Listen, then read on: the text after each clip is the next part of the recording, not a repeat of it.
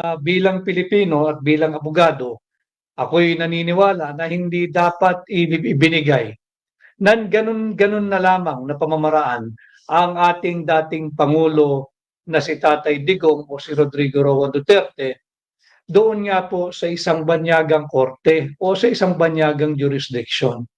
Until this very day, mag-iisang linggo na ho, I still cannot fathom how some could just hand over to a foreign jurisdiction sa mga banyaga ang isang mag-80 years old ng Pilipino.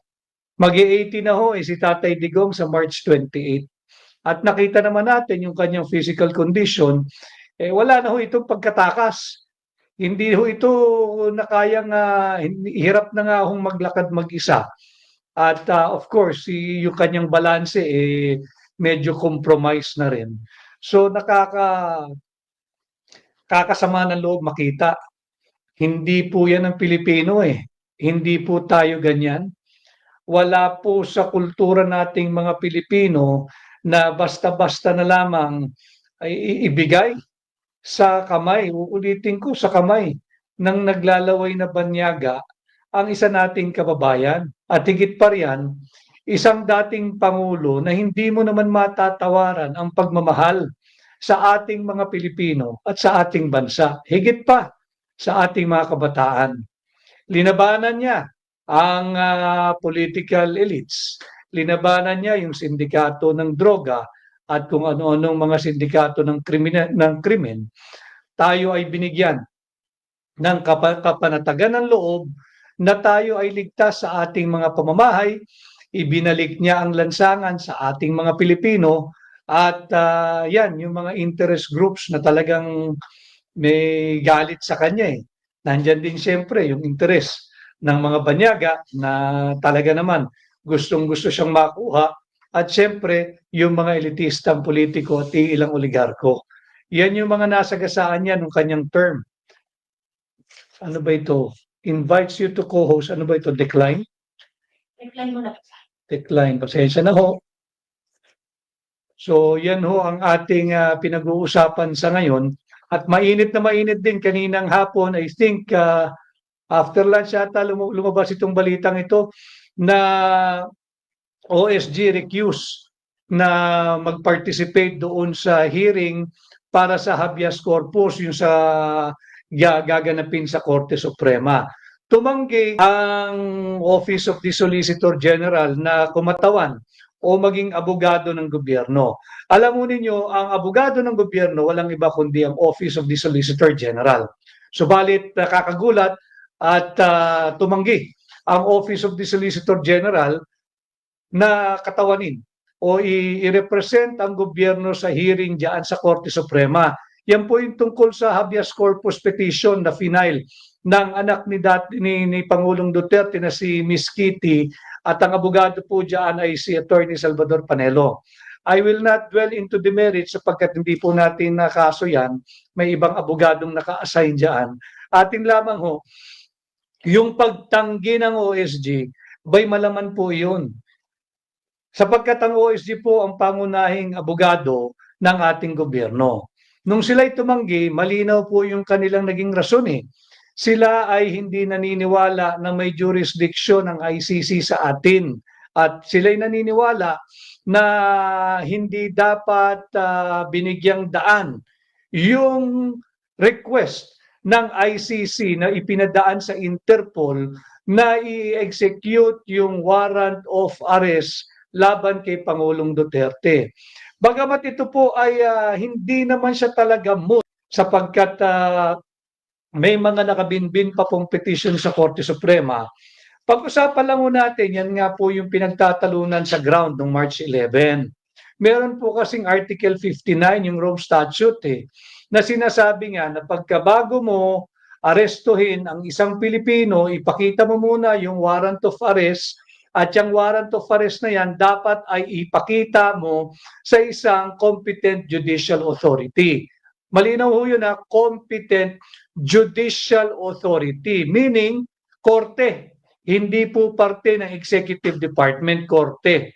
upang sa ganun ay makita kung tama ba yung pangalan ng taong nakalagay sa warrant at yun din ba yung taong aarestuhin o inaresto at tama ba yung mga kasong nakasaad doon at kung narespeto ang karapatang pantao at nabigyan ng due process yung taong inaaresto. Yun po yung naayon sa Article 59 ng Rome Statute. At yun din ho, yung matagal ng posisyon ng OSG na walang jurisdiction ng ICC dito. Bakit to? Ulitin ko kailangan pag-usap-usapan natin paulit-ulit ito eh. Bukas ho kasi ang korte natin, lahat po ng baitang, lahat ng antas ng ating korte ay bukas. Kaya pati ang OSG ay naninindigang walang jurisdiction ng ICC. Bukas po ang MTC, bukas ang RTC, bukas ang Court of Appeals, bukas po yung Court of Tax Appeals, bukas yung Sandigan Bayan. At higit sa lahat, bukas ang Korte Suprema. Kaya nga po nagkakaroon ng pagdinig sa Korte Suprema na tinanong OSG na kumatawan sa gobyerno sapagkat hindi naman po conflict of interest. Sa tingin ko, naglalaban yung kanilang damdamin na ito ang kanilang mariing posisyon, walang jurisdiction ng ICC, and now, pagtatanggol nila na kabaliktaran naman na tila may jurisdiction ng ICC. So tumanggi po ang OSG na maging abogado ng gobyerno. Ano ho ang mangyayari dito? Tingnan po natin kung anong ang gagawin both ng Judicial Department at ganun din ng Executive Department sapagkat nanindigan pong mariin ang OSG at ako bilang abogado at bilang Pilipino kahanga-hanga sapagkat yun talagang paninindigan ho yun. Nanindigan sila, walang jurisdiction ng ICC sa Pilipinas, hindi namin kayang pagtanggol yung kasong yan. Maghanap kayo ng ibang abogado o siguro kung sino man ang kakatawan sa gobyerno. But yung far-reaching implication yan, dapat siguro kung tumanggi ang OSG, again, I'd rather not dwell on the merits, pero marami ho kasing nagme-message kanina, ano raw bang dapat gawin na ng Korte Suprema, dapat na bang mag-issue ng writ asking the authorities to produce the body of or the person of Rodrigo Roa Duterte, our former president. Ako, tingin ko, kung umatras mismo yung abogado, sapagkat importante po yung writ of habeas corpus mabigat po yan in the hierarchy ng mga kaso. Pag yan po yung isinampa mo, agad-agad po dapat dinidinig yan. At yan ay dapat dinidinig without any delay sapagkat ang nakataya po dyan ay ang liberty at safety ng tao. Ngayon, kung mag-issue man po ng kautusan ng Korte Suprema at atasan ang mga authorities dito sa Pilipinas na produce the person of President Rodrigo Roa Duterte, alam naman natin lahat.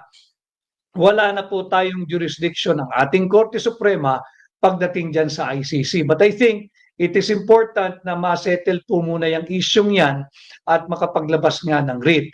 Will the Supreme Court issue the writ anytime soon? Antayin po natin. Mahirap po mag-speculate.